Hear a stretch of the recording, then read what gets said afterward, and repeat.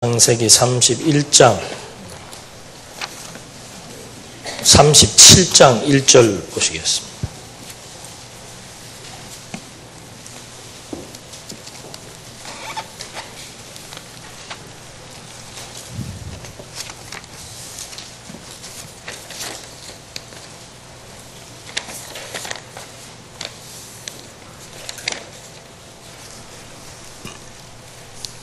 창세기 37장 1절로부터 4절까지 보시겠습니다. 야곱이 자기 아버지가 거류하던 땅, 곧 가나안 땅에 살았다. 야곱의 내력은 이러하다. 요셉이 17살에 아버지의 첩 비라와 실바의 아들들인 그의 형들과 함께 양을 치는 소년이었으며 그가 형들의 잘못을 아버지에게 말하였다. 이스라엘은 노년에 요셉을 얻었으므로 여러 아들들보다 요셉을 더 사랑하였으며 그를 위하여 채색 옷을 만들었다. 요셉의 형들은 아버지가 모든 형제들보다 요셉을 더 사랑하는 것을 보고 그를 미워하였고 요셉에게 평안하게 말할 수 없었다. 4절까지 말씀 봉독해 드렸습니다. 오늘부터는 언약 자손들이 번창되는 내용들을 확인해 보겠습니다. 그동안 하나님의 언약 섭리 가운데서 선민의 열조인 아브라함과 이삭과 야곱에게 언약하신 하나님께서 이제 36장에 와서는 자손이 번창하고 또 땅을 정복하고 다스려 나갈 수 있는 나라를 세워주시겠다는 약속에 그릇터기를 이제 기반을 하나님께서 36장까지 해서 조성해 놓았습니다. 그래서 아브라함에게 세운 언약을 아들 이삭에게, 이삭에게 세운 언약을 아들 야곱에게 계승시켜 놓고 이제 야곱 혼자에게서 이제 12명의 아들을 갖도록 해서 이제 본격적으로 자손이 번창하도록 섭리해 나가실 하나님의 섭리 역사가 이제 37장으로부터 출애굽기 18장까지에 전개되고 있습니다. 하나님께서는 야곱에게 이제 12아들을 주었고 그 12아들로 말미암아 가나안 땅에서 편안하게 살고 있는데 하나님의 뜻은 가나안 땅에 지금 가나안 땅에 정착하는 것이 아니고 야곱의 그 조부인 아브라함과의 약속대로 이 민족이 번창될 장소는 가나안 땅이 아니고 애굽 땅입니다. 그래서 지금 이렇게 12명의 아들을 데리고 오랜만에 참 평안함을 느끼면서 가나안 땅에서 그동안 일부 정복한 땅에서 가족들과 이렇게 잘 살고 있는데 이제 하나님의 뜻이 이제 서서히 개진되기 시작하는 겁니다. 그래서 하나님의 뜻은 이 민족을 이제 애굽 땅으로 이주시켜 놓고 거기에서 400년 동안 종살이 하게 하신 다음에 거기에서 생육 번성하게 한 다음에 그것으로부터 탈출시켜 이제 가나안 땅을 정복하게 하기까지의 자손, 언약 자손이 번창해 나가는 과정들을 이제 하나하나 확인해 봐야 될 시간입니다. 하나님께서 이 언약 자손을 번창시켜 나가시는데 그 자손을 일단 보호하고 형통한다 그랬습니다. 언약 자손을 번창시키기 위해서는 언약 자손을 보호하고 또 그들을 형통케 해야 되는데 어떤 환경 가운데서 보호하는가? 바로 범죄한 환경 가운데서 보호하고 또 흉년이 든 환경 가운데서 형통케 하셔서 1차적으로 이들을 애굽으로 이주시키려고 하는 겁니다. 이것이 이제 37장으로부터 창세기 50장까지의 내용으로 전개되고 있는 겁니다. 자, 이제 우리는 37장 1절로부터 5절까지의 말씀을 읽어보았는데 여기서 보니까 가족의 이렇게 환경이 나오고 있습니다. 아버지 이 야곱은 가나안 땅에 살았는데 아버지가 12아들 중에서 제일 사랑하는 아들은 바로 자기가 제일 사랑했던 아내 라헬로부터 얻었던 요셉입니다. 요셉이 17세, 지금으로 치면은 뭐 고등학교 한 1, 2학년 되겠죠.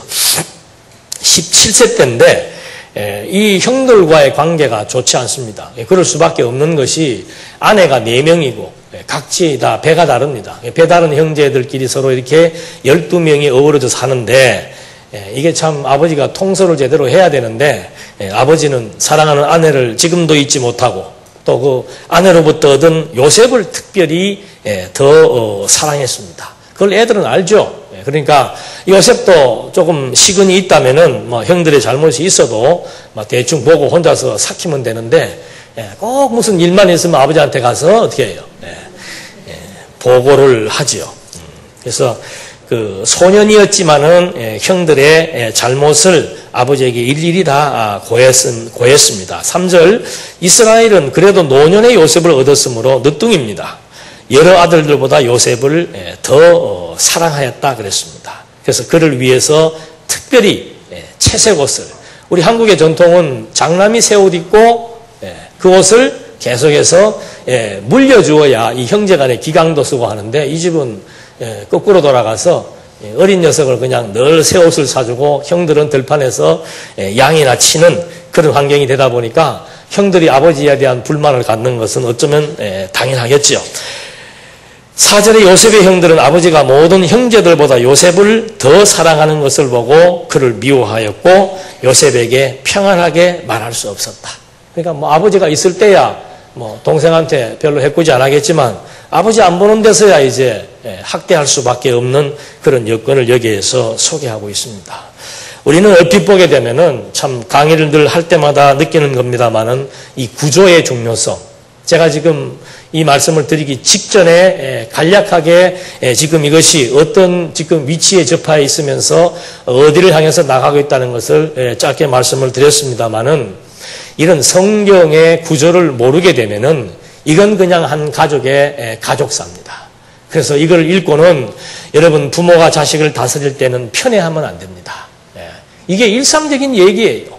당연히 아버지가 장남에게 모든 권한을 주고 위임을 해줘서 장남이 동생들을 다스리게 해야 가정이 편안한데 이 집은 지금 거꾸로 돌아가서 아버지가 쭉 하고 그냥 요셉만 살아가니까 형들이 요셉을 미워할 수밖에 없고 그 미움이 결국에 가서는 동생을 죽이려고 하기까지의 살기까지 나타나게 되는 경향을 여기서 지금 찾아볼 수 있지요. 이렇게 해서 어느 한 가정의 가족사라든지 또는 형제간의 우애라든지 아버지가 자식을 어떻게 잘 지도해야 될 것이라든지 이런 인간의 윤리, 도덕적인 또는 가정사의 문제를 다루는 것이 아닌 것은 너무도 분명한 거지요.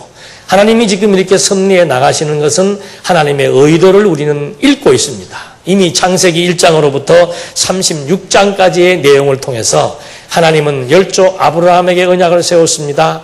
반드시 가나안 땅을 주실 것이고 또 이 민족을 크게 번성시켜 주실 것이되 이 민족은 아무 데서나 번성하는 것이 아니고 하나님이 지정하신 장소 애굽 땅에서 하나님이 지정하신 기간 400년의 때를 따라서 번성하게 될 것을 하나님은 이미 약속을 했습니다. 그래서 이 하나님은 이런 약속을 지금 이제 이루어 나가기 위한 첫 관문입니다. 그 관문의 내용은 뭔가 형제들 간의 불화를 통해서 하나님이 약속을 하나하나 이루어 나가시는 것을 우리는 확인해 보면 되겠습니다. 이런 배경 속에서 5절로부터 말씀을 보니까 요셉이 꿈을 꾸고 자기 형들에게 말하니 그들은 요셉을 더욱 미워하였다. 지금 여기 계속 더자가 계속 지금 덧칠되고 있습니다. 아버지는 요셉을 더 사랑했고 형들은 요셉을 더 미워하게 되었는데 아버지가 요셉을 더 사랑하는 것만 갖고 해도 형들이 별로 마음에 안 드는데 요셉은 특별히 채색옷도 입혔는데 여기에 요셉이 또 꿈까지 꾸게 됩니다. 그 꿈의 내용을 보니까 자기 형들에게 말하니 그들은 요셉을 더욱 미워하였다. 요셉이 형들에게 말하기를 내가 꾼 꿈이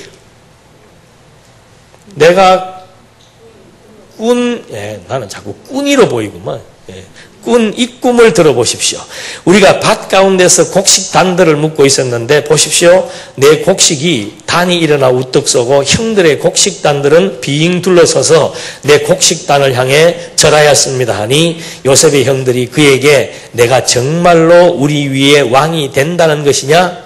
내가 정말로 우리를 다스리겠다는 것이냐 말하고 그 꿈과 그 말 때문에 요셉을 더욱 미워하였다. 하여튼 이쁜 짓을 해도 미워할 텐데 미운 짓을 지금 자꾸 더 골라서 합니다. 9절 요셉이 다른 꿈을 다시 꾸고 그것을 형들에게 말하기를 보십시오. 내가 또 꿈을 꾸었는데 해와 달과 열한 별들이 내게 절하였습니다라고 하였다. 그가 아버지와 형들에게 그 이야기를 하니 아버지가 그를 꾸짖으면서 말하기를 내가 꾼 이 꿈이 무엇이냐? 나와 내 어머니와 내 형제들이 정말로 가서 땅에 엎드려 내게 절하겠느냐 하였다. 형들은 그를 시기하였으나 아버지는 그 말을 간직하였다. 여러분 지금 하나님의 지금 이 장엄한 섭리 역사,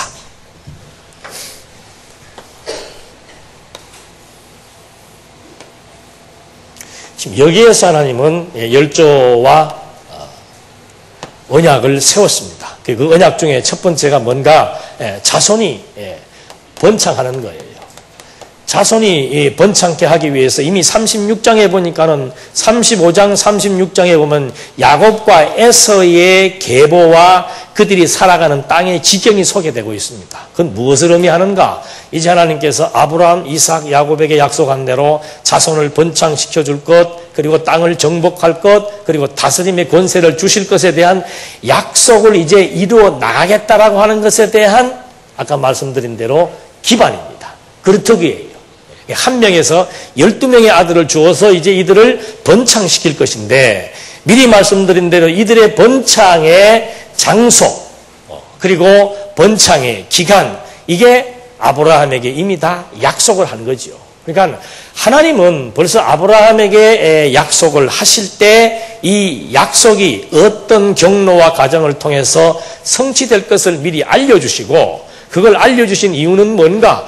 그래야 이 민족들이 바로 하나님은 열조와의 언약을 성취하시는 여호와에 대한 확증을 가질 수 있기 때문에 하나님은 큰 언약을 세워주시고 그 언약을 이루어 나가는 과정상에 있어서도 추더면밀하게 하나님은 언약대로 성취하시는 여호와라고 하는 사실을 지금 자기 백성들에게 하나하나 확인시켜 주려고 하는 거죠. 그래서 지금 그걸 지금 이루어 나가기 위해서 처음에 지금 발생하는 것이 갈등이에요. 요셉과 형들의 갈등입니다. 형들의 입장에서는 요셉을 미워할 수밖에 없죠. 다들 나이도 어리고 하니까. 형제들 간에도 항상 보면은 그런 부모들의 편애, 요즘은 그런 편애가 덜 합니다만은 저 어릴 때만 해도 친구들 보면은 하여튼 저도 집에서 편애를 받고 저는 요셉처럼 사랑을 받은 입장이고 제 동생들은 여동생들이 돼가지고는 이렇게 미움을 받은 그런 입장들, 이런 편애들이 지금 있는데 하나님은 그런 편애와 갈등을 통해서 이제 하나님이 언약을 이루시는 여호와라고 하는 사실, 이게 우리들 성경을 보는 계시적 관점이라고 말하는 겁니다. 일반 윤리, 도덕, 그런 일반 가정사를 지금 보는 관점이 아니고 하나님은 일반 계시니까 가정의 여러 가지 많은 비일비재한 자연스러운 현상들을 통해서도 하나님이 어떤 분이신 것을 지금 알게 하시려고 이렇게 요셉과 형들의 갈등, 그 중에서 중요한 것은 요셉으로 하여금 이제 꿈을 꾸게 한 것이죠. 이 꿈대로 이루시는 여호와. 요셉은 그걸 지금 장난삼아 말한 게 아니에요.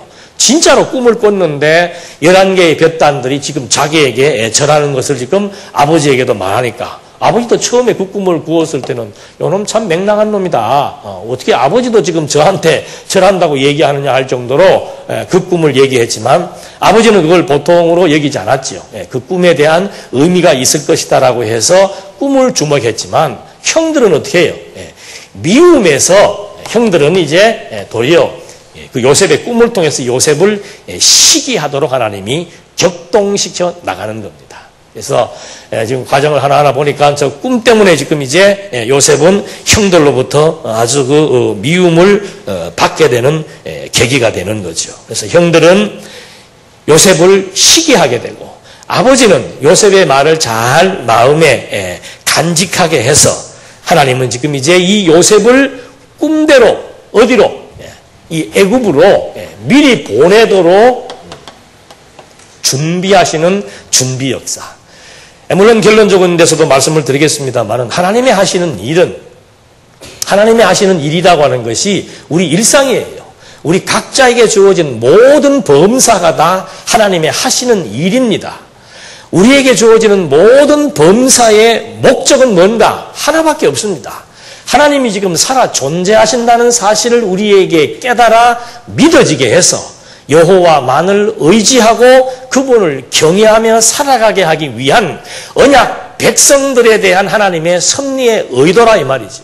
그 이상도 그 이하도 없는 겁니다. 그러니까 우리는 이런 창세기의 내용들을 공부하면서도 이게 지금 뭐 지나간 과거의 역사니 그래 뭐 언약대로 이루신 여호와 다 안다 이렇게 맺는 것이 아니에요. 이렇게 하나님은 여호와로서 여호와의 심을 알게 하기 위해서 이런 경로를 통해서 섭리하심으로써 구약 때 자기 백성들로 하여금 여호와의 확정을 주신 것처럼 지금 모든 범사는 우리 생각에 좋고 나쁘고가 없습니다. 다 하나님께서 지금 다 섭리해 나가시는 거예요. 목적은 하나밖에 없죠. 다양한 방법과 배경과 과정들을 통해서 하나님이 하시고자 하시는 목적은 하나밖에 없습니다. 하나님은 살아계신다 이 말이죠. 내 생각에 나쁘게도 하고 내 생각에 좋게도 하고 내 생각에 늦게도 하고 내 생각에 빠르게도 하지만 결국은 하나님이 왜 그렇게 일들을 조율해 나가시는가? 하나님이 지금 살아계신다 이거죠. 그 하나님의 살아계심에 대한 확증이 들어야만 그분을 의지할 수 있고 그분이 어떤 분이신 줄 알고 그분을 의지한다는 것이 곧 그분을 경외하는 것이 되고 그분을 경외하는 것이 자기 백성들에게 행복이 되고 하나님의 섭리의 의도와 일치되는 것이기 때문에 하나님은 지금 지속적으로도 우리의 삶들을 통해서도 똑같이 하나님의 살아계심을 여러 가지 다각적으로 지금 섭리해 나오신다는 것, 이걸 함께 지금 연상하시면서 본문 내용을 확인해 보면 좋겠지요. 이렇게 해서 지금 요셉이 형들로부터 결정적인 시기받는 문제가 꿈에 대한 것으로 말미암아 이제 격동됩니다. 12절 요셉의 형들이 세겜에 있는 자기 아버지의 양떼를 치러 갔다. 이스라엘이 요셉에게 말하기를 내 형들이 세겜에서 양을 치고 있지 않느냐 가거라. 내가 너를 그들에게로 보내겠다 하니 요셉이 아버지에게 대답하기를 예 그렇게 하겠습니다라고 하였다. 이스라엘이 그에게 말하기를 가서 내 형들이 편안한지 또 양떼들도 잘 있는지 보고 돌아와 내게 알려라 하고 요셉을 헤브론 골짜기에서 떠나보내니 요셉이 세겜으로 갔다. 아버지가 지혜롭지 못해요. 지금 요셉이 그 꿈 때문에 형들이 요셉을 지금 더 시기하고 했으면은 그 아무도 없는 들판에 요셉 내보내봤댔자 주먹으로 한 대 얻어맞기는 할 텐데 그걸 또 내보내면서 이게 뭐 하러 내보낸 거예요? 정탐하러 내보낸 거예요. 형들이 일 잘하고 있는지 가서 한번 보고 나한테 와서 보고해라. 15절 어떤 사람이 들에서 방황하고 있는 요셉을 보고 그에게 너는 무엇을 찾느냐고 물으니 요셉이 대답하기를 나는 내 형들을 찾고 있습니다. 그들이 어디서 양을 치고 있는지 내게 알려주십시오 하므로 그 사람이 말하기를 그들은 여기서 떠났다. 내가 들으니 그들이 도단으로 가자고 말하더라 하니 요셉은 그의 형들의 뒤를 따라가 도단에서 그들을 찾았다. 안 보이면 그냥 오면 될 텐데 또 하필이면 그때 어떻게 해요? 지나가는 행인 1 등장해가지고 뭐하냐? 형 찾습니다. 도단으로 가라. 완전히 하나님의 각본이에요. 인생 별거 없습니다. 뭐 우리가 뭐 계획하고 구상하고 이러니 저러니 쩌쩌 해봐야 다 하나님의 각본이에요. 여기 보니까. 18절 형들이 요셉을 멀리서부터 보고 그가 자기들에게 다가오니 전에 그를 죽이기로 모의하고 서로 말하기를 보아라. 저 꿈꾸는 자가 오고 있다. 이놈들도 철딱선이 없어요. 17살짜리 동생 보고 뭐 저 꿈꾸는 자가 오고 있다. 죽이자 이 말이지요. 이제 오너라. 그를 죽여 구덩이에 던지고 흉악한 짐승이 그를 잡아 먹었다 말하자. 그의 꿈이 어떻게 되는지 보자 하는 것을 르우벤이 듣고 그들의 손에서 요셉을 구하려고 말하기를 우리가 목숨을 빼앗지는 말자라고 하였다. 그러니까 이 형들과도 서로 지금 이게 또 의견이 일치가 안 되지요. 몇몇들은 저거 아예 죽여버리고 구덩이에 던져놓고 죽고 나면은 이거 짐승이 잡아 먹었다고 우리가 다 이 변명거리까지 다 지금 구상을 해놓습니다. 완전 범죄를 모의를 하는 거죠. 근데 누가 또 반대하는 겁니까? 르우벤이 왜 반대하겠어요? 또 뭐든지 또 하나님의 뜻이라고 이렇게. 르우벤이 반대할 수밖에 없는 이유가 하나 있습니다.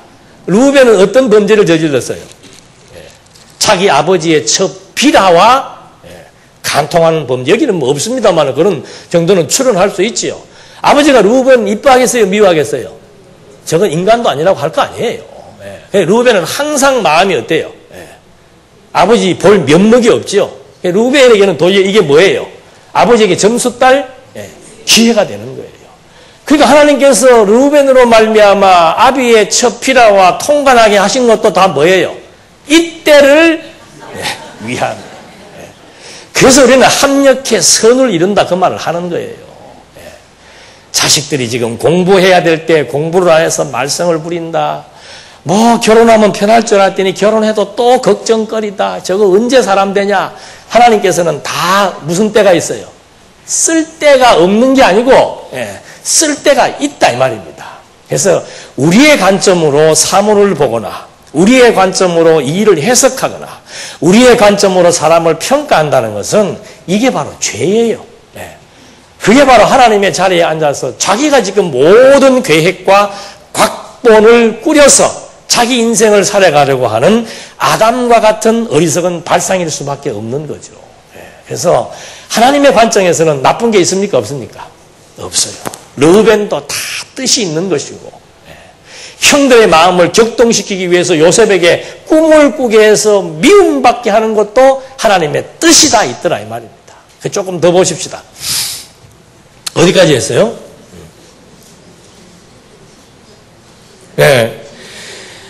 르우벤이 그들에게 말하기를 너희는 피를 흘리지 마라. 그를 광야의 이 구덩이에 던지되 그에게 손을 대지는 마라 하였으니 그가 요셉을 그들의 손에서 구하여 아버지에게 돌려보내려고 했기 때문이다. 르우벤은 동생을 아예 살리려고 마음먹었고 형들은 죽이지는 않고 어떻게 해요? 그냥 구덩이에다가 생매장만 하려고 이제 그렇게 한 거죠. 23절. 마침내 요셉이 그의 형들에게 이르렀을 때 그들은 요셉의 겉옷 곧 그가 입고 있던 채색 옷을 벗기고 요셉을 붙들어 구덩이에 던져버렸는데 그 구덩이는 비어 있었고 그 안에 물이 없었다. 그러니까 깊은 웅덩이 속에 빠졌으면 올라오지도 못하는데 물이 없으면 어떻게 해요? 사막에서 죽는 거죠. 그런 여건에 이제 결국은 빠지게 된 겁니다. 그들이 앉아서 음식을 먹고 있는데 눈을 들어보니 보아라 이스마엘 사람 상인들이 길르앗으로부터 오고 있었는데 그들은 낙타의 향품과 유향과 모략을 싣고 이집트로 내려가고 있었다. 아까 보십시오. 행인 하나 그 광야에서 그냥 지나가다 요셉하고 만나서 형들에게 연결시켜 주었잖아요. 이제 요셉이 또 구덩이에 빠져서 죽게 되는 시점에 또 누가 나타나요? 행인 2 뭐예요? 거상이 나타나는 거죠. 그때 유다가 자기 형제들에게 말하였다. 우리가 우리 형제를 죽이고 그의 피를 감춘들 무슨 유익이 있겠는가? 우리가 그를 이스마엘 사람들에게 팔고 우리 손을 그에게 대지 말자. 그는 우리 형제이고 우리의 살부치다. 아이고, 고양이 쥐 생각하는 거죠? 아니 형제고 살부치면은 안 팔아야지 미워도. 그러니까. 명분은 이제 가지고 동생을 파는 겁니다. 28절 그때 장사하는 미디안 사람들이 지나가고 있었는데 그들이 요셉을 그 구덩이에서 끌어올리고 은 20개를 받고 이스마엘 사람들에게 요셉을 팔았으며 그 사람들은 요셉을 이집트로 데려갔다. 그러니까 이 이제 형들의 계획이 있고 하나님의 계획이 있고 르우벤의 계획이 있지요. 그러니까 누구 계획이 맞겠습니까? 물어보나 마나 한 거 그렇게 잘하시는데 우리는 실제 살면서 항상 누구 계획이 우선하는 거예요. 다 같이 우리 회개하십시다. 그러니까 처음에 형들은 아예 그냥 죽이려고 했는데 유다는 어떻게 하자? 죽이지는 말고 그냥 팔자. 이 인신매매예요. 그 다음에 르우벤은 어떻게 해요? 살려두자. 그런데 이제 하나님은 뭐예요? 살려두고 팔게 해서 어떻게? 애굽으로. 이게 하나님께서 미리 준비하시는 일이다 이 말입니다. 아니 자손을 지금 생육 번성시키려면은 우리의 생각은 자식들을 가정도 어떻게 해요? 화목하게, 화평하게, 그리고 건강하게, 우애 있게 해가지고는 잘 먹고 잘 살았더라고 해서 자식들이 번성해야 타의 모범이 되고 성경을 읽어도 어떻게 해요? 성경에 보니까 과정은 이런 것이더라라고 얘기할 수가 있는데 이건 뭐 하나님께서 지금 해나가시는 과정을 보니까 성경을 모델로 삼아서 성경대로 산다는 것이 쉬워요, 어려워요? 이게 뭐가 이치에 안 맞는 부분이 많단 말입니다. 이래서 계시적 관점이라고 하는 하나님이 어떤 분이신 줄 깨닫고 그분을 경외하기 위한 하나님에 대한 지식에 대한 관점으로 성경을 보지 않으면은 성경처럼 난해한 부분이 없다 이 말입니다. 그래서 지금 하나님은 이런 지금 모종의 과정들을 하나하나 하나님께서 주도 면밀하게 필요할 때는 행인도 등장시키고 해서 요셉을 어디로요? 선발대로 보내는 겁니다. 요셉은 나중에 이걸 알잖아요. 그런 형들의 이런 자기를 죽이려고 했다가 자기를 팔아서 넘긴 그 형들을 어떻게 용서할 수가 있고 어떻게 그 형들을 같은 피부치라고 이해할 수가 있겠습니까? 그런데 요셉은 그 꿈에 대한 의미를 안 거예요. 하나님께서 이미 요셉을 애굽으로 보내서 요셉을 선발대로 보내고 하나님은 이 동네에다가 또 뭘 준비하십니까? 흉년을 준비해 나가시는 거예요. 이것이 하나님께서 이스라엘 민족들을 애굽으로 이주시켜서 애굽에서 생육 번성하게 하실 아브라함과의 언약을 성취하기 위한 하나님의 준비요 하나님의 섭리 사역이라 이 말입니다. 그러니까 우리는 항상 이면을 봐야 되는 거예요. 요셉이 미움받을 짓 했다. 야곱이 잘못했다. 그래도 형들은 너무했다. 르우벤은 괜찮다. 유다는 웃긴다. 이런 게 중요한 게 아니고 이면을 봐야 된다 이 말입니다. 근데 우리는 실제로 살면서 이면을 봅니까? 표면을 봅니까? 그게 남편이 지금까지 미운 거지. 자식을 이해할 수 없다 이거예요. 남편을 이해할 수 없고 왜 그런가? 표면을 보니까. 그 남편을 누가 짝 떼어준 거예요. 마음에 안 들죠 그런 부분은. 해필이면 자식이 또 그렇게 부모의 열성과 우성이 있는데 어떻게 좋은 점은 안 담고 어떻게 해요? 그것도 좀 미운 놈이 또 더 그러잖아.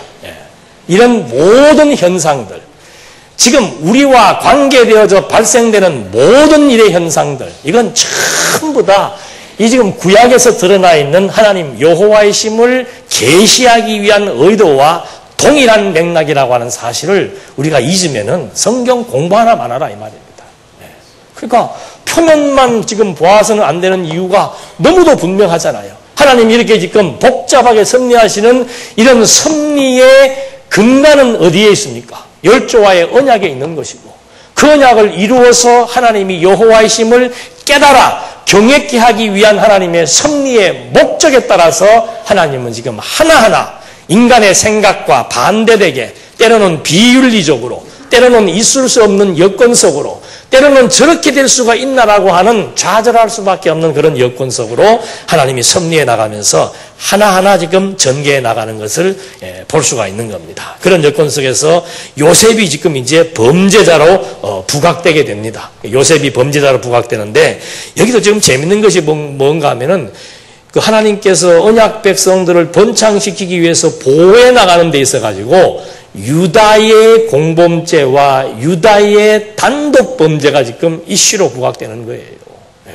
그러니까 여러 명이 지금 공범을 했는데 제일 앞에 나서는 것이 누구예요? 하나님이 유다에게 왕의 홀이 떠나지 않는다라고 해서 광야에서 항상 선봉에 세울 게 누굽니까? 유다라. 좀 좋은 일을 선봉해서 해야 되는데 이 지금 가장 좋지 않은 갈등의 그런 연속선상에서 유다가 지금 등장해가지고 동생 파는데 앞장서고 나중에 또 나와요. 이제 오후 시간에. 동생만 파는 게 아니고 나중에 어떻게 해요? 본인도 실수를 하는데 무슨 실수를 합니까? 이건 치명적인 실수입니다. 입에 담을 수 없는 치명적인 실수. 그것도 범죄지요. 근데 이렇게 해놓고서는 재밌는 것이 마지막 형들이 요셉에게 이제 꼼짝달싹 못하고 베냐민까지 볼모로 잡게 되는 그런 극적인 광경에 들어갔을 때 누가 지금 통곡을 하는 겁니까? 유다가 나와서 변명을 하고 상황 설명을 하고 무릎을 꿇고 그냥 우리 아버지 죽습니다. 베냐민까지 데려오라 그러면 우리 아버지는 죽습니다. 하면서 그냥 절규하는 그런 하나님의 섭리 역사. 그러니까 이 성경은 토막으로 볼 수가 없는 거예요. 모든 사건의 시작으로부터 끝까지 전체를 한번 이렇게 줄거리를 쫙 보고 도대체 무슨 이유에서 이런 방법으로 섭리하셨는지에 대한 계시적 하나님의 관점에서 성경을 이해해야만 많은 사건들에 대한 의미가 하나로 딱 집약이 되어져서 야, 정말로 하나님은 합력해 선을 이루시는 여호와로 지금도 존재하신다는 사실을 우리들에게 깨달음을 주시는 그런 내용으로 이해할 수 있는 거죠. 저런 맥락 속에서 이제 형제들이 요셉에 대한 것을 아비에게 속여 말하는 것이 29절에 나옵니다.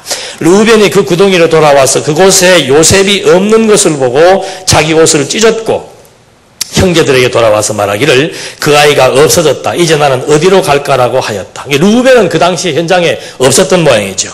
그들이 요셉의 겉옷을 가져다가 수염수 한 마리를 죽여 그 겉옷을 그 피에 적시고 그 채색 옷을 아버지에게 가져와 말하기를 이것을 우리가 발견했습니다. 이것이 아버지의 아들의 겉옷인지 아닌지 살펴보십시오 하였다. 이 범죄라고 하는 것은 또 다른 범죄를 유발하게 되어 있습니다. 참 뻔뻔하죠. 자기가 그래 놓고는 가서 옷 맞는지 안 맞는지 한번 확인해 보시라고. 야곱이 그것을 알아보고 말하기를 내 아들의 겉옷이다. 사나운 짐승이 그를 잡아먹었구나. 요셉이 정말로 찢겼구나 하고 자기 옷을 찢고 굵은 베옷을 자기 허리에 두르고 여러 날 동안 그 아들을 위하여 애곡하였다. 그의 모든 아들들과 딸들이 일어나 그를 위로했으나 그는 위로받기를 거절하며 말하기를 내가 애곡하며 내 아들이 있는 스올로 내려가겠다 하고 아버지는 그를 위하여 울었다. 그 미디안 사람들은 이집트로 가서 바로의 신하이며 경호대장인 보디발에게 요셉을 팔았다. 그러니까 아버지로서는 뭐 11 아들이 다 필요 없지요. 그 요셉 하나 잃은 그 나머지 아들하고 뭐 안 바꾸겠다 그런 뜻입니다. 형들은 그것도 기분 나쁘겠지 또 뭐. 그런 여건 속에서 요셉은 뭐 살 맛을 잃어버린 그런 여건 속에서 결국 이제 또 마지막 장면은 뭡니까? 그 상인이 요셉을 누구에게 파는 겁니까? 경호, 지금으로 말하면 경호실장이에요. 청와대 경호실장. 그게 무슨 자리를 해도 어디 가서 해야 돼? 네. 경호실장. 이게 또 하나님의 섭리예요.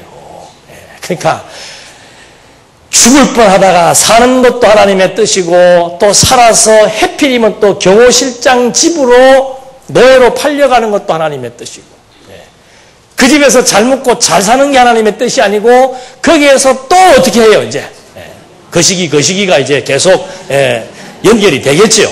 그래서 하나님께서 르우벤을 벌써 아비의 첫 비라와 간통하게 하시고 야곱으로 말미암아 요셉을 편애하게 해서 형제들 간의 갈등을 유발시키시고 요셉에게 꿈을 꾸게 해서 완전히 형제들의 마음에 시기심을 일으키고 살해하려고 하는 마음까지 갖게 하시고 그런 가운데 또 르우벤의 기지로 말미암아 요셉의 생명을 보존시켜서 그냥 구덩이에 떨어지게 했는데 그게 또 요셉의 유다의 마음이 또 획해가지고는 그 동생을 상인에게 팔아 넘기기까지 이런 일련의 과정들을 볼 때 인간의 윤리 도덕적인 관점에서 또는 표면적인 사건의 현상만을 보게 되면은 이럴 수가 있나라고 말할 수 있지만 이런 모든 과정들이 우리의 생각등에는 정말 이럴 수는 없다라고는 일들이지만은 결국은 하나님께서는 이것이 자기 백성들을 흉년 가운데서 구원하기 위한 하나님의 뜻이며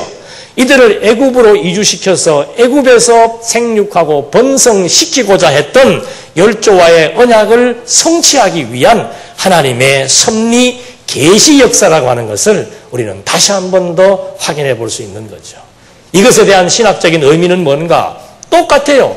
예수님께서 자기 동족들에게 배척받아 정죄받아 십자가에 팔려 나가기까지 그 십자가에 팔려서 십자가에 매달리기까지의 비하된 가장 사랑받던 아비로부터 사랑받던 요셉이 형들로부터 미움받아 보디발의 집에 노예로 팔리는 이런 내용들은 바로 하나님의 아들 그리스도가 이 땅에 오셔서 자기 동족들에게 배척받고 미움받아 살인자의 정죄받아 죄인의 누명을 쓰고 십자가에 달리실 것에 대한 예표로서의 모형과 그림자까지를 우리가 확인해 볼 수 있는 겁니다. 지금까지 내용들 검토하신 대로 정말 하나님께서는 우리의 상상을 초월한 당신의 존재를 확증시키기 위해서 우리의 상상을 초월해서 하나님은 주도 면밀하게 섭리해 나가시면서 의미는 하나밖에 없다는 것. 하나님이 여호와로 존재한다는 사실을 깨달아 배우게 하기 위한 것에 초점이 같이 맞추어져야만 우리도 우리에게 주어지는 삶을 살 때 억울해하거나 분통해하거나 원망하거나 좌절하거나 실망할 것이 아니고 여기에는 분명히 하나님의 뜻이 있다. 그 뜻은 뭐예요? 하나님 어떤 분이신 줄 검증시켜서 여호와만을 의지하고 그분을 찬송하며 경외하며 살게 하기 위한 하나님의 친백성을 향한 하나님의 의미 있는 뜻, 이것을 함께 확인해 보았습니다. 기도하시겠습니다. 은혜와 사랑이 풍성하신 하나님 아버지, 우리는 오래전 이스라엘의 역사 섭리를 확인해 보면서 정말 하나님은 언약대로 성취하시는 여호와이시고 그 언약이 실체적으로 그리스도를 통해서 성취되었다는 사실도 확인해 볼 수 있을진데, 오늘 이 여호와께서 지금도 살아 역사하시며 우리와 관계된 모든 일거수일투족의 일들 속에서도 하나님의 뜻을 따라 하나님이 섭리하신다는 사실을 우리들에게 깨닫게 해주셔서 여호와 하나님의 살아계심을 알고 그분을 경외하며 살아갈 수 있도록 인도해 주실 것에 대한 믿음을 갖고 우리에게 부과된 모든 일들 통해서 하나님의 능력을 확인해 볼 수 있는 지혜를 간구하오니 반드시 명철을 허락해 주시사 우리에게 주어진 모든 삶들을 긍정적으로 해석하며 살아갈 수 있도록 인도해 주시옵소서. 예수님의 이름으로 기도드립니다. 아멘.